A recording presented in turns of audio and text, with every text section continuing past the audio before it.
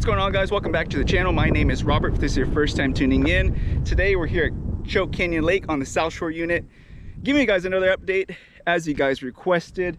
So the lake is currently sitting at around 24.6% full, so definitely nowhere near 100.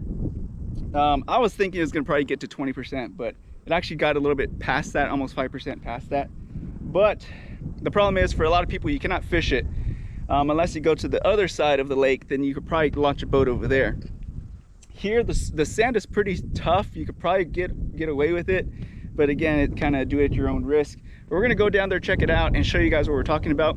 We're also gonna get the drone up in the air, give you guys some aerial shots of what the lake looks like currently today. Go check out the dam, and then follow the dam a little bit more, and so stay tuned for that. We'll go ahead and get the drone up in the air, walk down there, show you guys what we're looking at, and yeah, let's get to it. So don't forget, we do have channel memberships on the channel, $2.99 a month. You get these videos immediately as I post them, and it helps pay for my fuel to come out here and do these videos.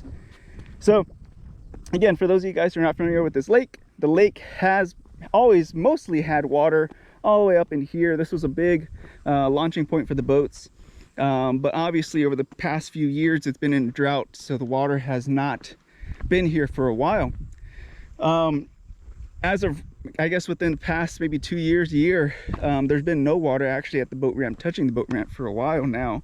Again, for about a year or two, and it's still not touching the boat ramp, even though we got a huge influx of water from the Frio River that was the flooding from the hill country. And even though that thing was just moving a bunch and tons of water, it still didn't make the water to the boat ramp. And this is me right here. I'm kind of set up right here fishing. This is the only spot that's accessible without getting in the water itself.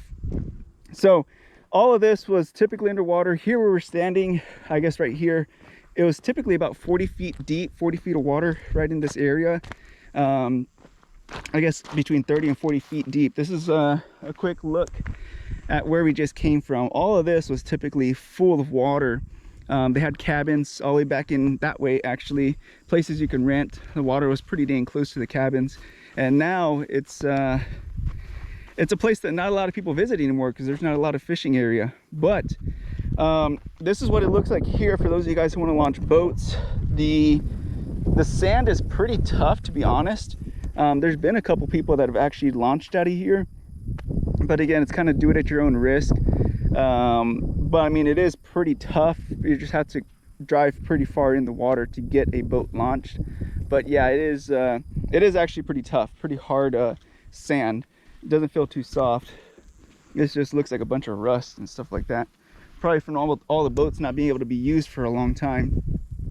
But yeah, it does look like people are using it. People are bringing kayaks and little John boats in here to launch, and we found some hooks. I found a good hook, brand new hook somewhere in here. I just saw it. Should have picked it up right when I saw it. But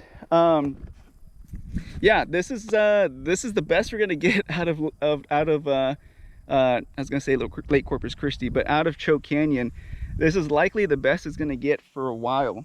A lot of vegetation is submerged, and I mean, we have yards and yards and yards. If you go on this side, you have to walk probably about 70 yards into the water just to get a clearing to try to fish from the bank or anything like that if you wanted to.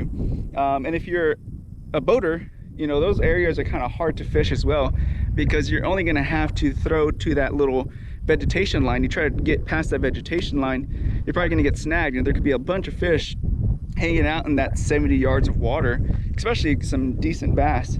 So it's difficult to fish it, but I mean, it is possible. You can still pull out some fish.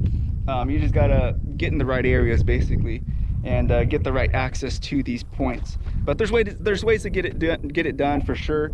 You just gotta kind of study it and figure it out for yourselves. That's what I'm gonna have to come back and do, is bring my water boots and kind of figure out where I can actually fish. But as far as the lake itself, again, it's coming back down. It was sitting around 25%. It's now going back down to 24.6. So it is coming back down.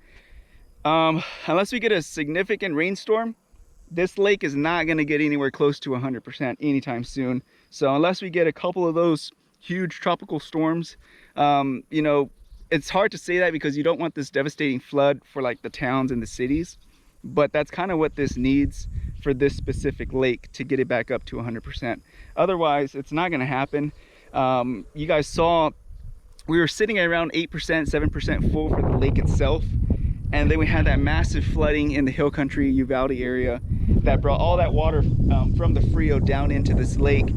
And it only brought the lake up to 25% with, I don't even know how much rain they got, but they got a ton of rain. And it was devastating rain for them. And even then, it only brought this lake up to 25%. So again, you would need what, three more of those events just to get this lake up to 100%.